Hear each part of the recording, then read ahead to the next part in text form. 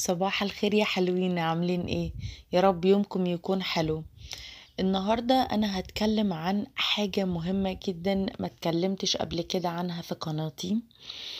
وهو هو ايه السبب ورا انك بتحس انك عصبي زيادة عن اللزوم، او ان خلقك بقى ضيق ونفسك قصير، وانك بقيت تتعصب على اتفه الحاجات، وما بقتش قادر ان انت تقدر تتحمل او تصبر. ده اكيد فيه ليها اسباب كتير، واما النتائج وازاي نقدر نحلها فده هيكون في فيديو لوحده. وعشان اقدر احل اي مشكلة في الدنيا لازم اجيب الجذور بتاعتها. طب ما تيجي نعرف ايه الجذور بتاعتها؟ اول حاجة انك بتحس ان انت عندك مسؤوليات كتير ومضغوط ومش قادر تخلص الحاجات دي اللي عندك، فبالتالي حاسس انك متضايق. تاني حاجة انك التفكير الزايد، انت بتفكر في كتير في بكرة، والخوف من المجهول او المستقبل، وانا اتكلمت عن دوت لانه ده بيسبب التوتر والقلق.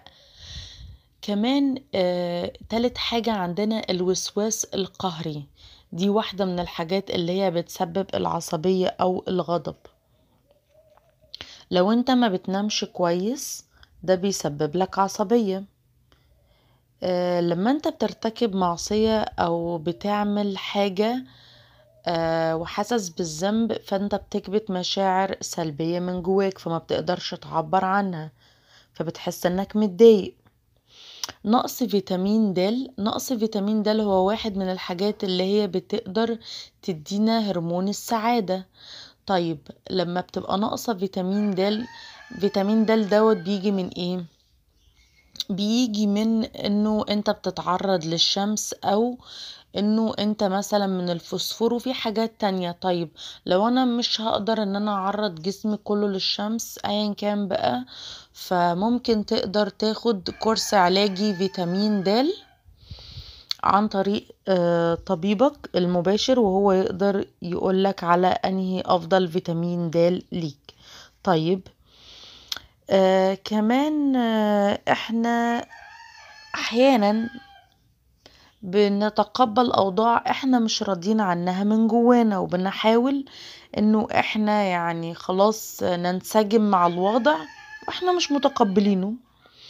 كمان لما يكون من جواك انت بتقول لأ، بس انت بتظهر للناس وبتقول لهم نعم، ده بيحس برضو انك متضايق. كمان انت قلة شرب المياه، انتوا عارفين ان قلة شرب المياه دي بتضعف الدورة الدموية وبتقلل الطاقة وبتسبب لك اكتئاب.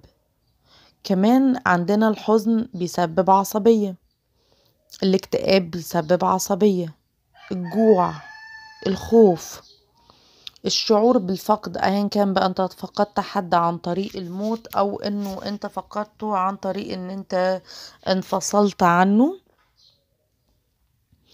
كمان احنا لما بنكون مش قادرين نعبر عن مشاعرنا او عن اللي جوانا، فبالتالي بنكبت المشاعر ديت وما بنقدرش نعبر عنها. فكل الحاجات ديت بتسبب لنا ان احنا بقينا عصبيين وبقينا مهيبرين وبقينا متضايقين وبقينا مش قادرين ان احنا نعبر او ان احنا نصبر على الوضع الحالي.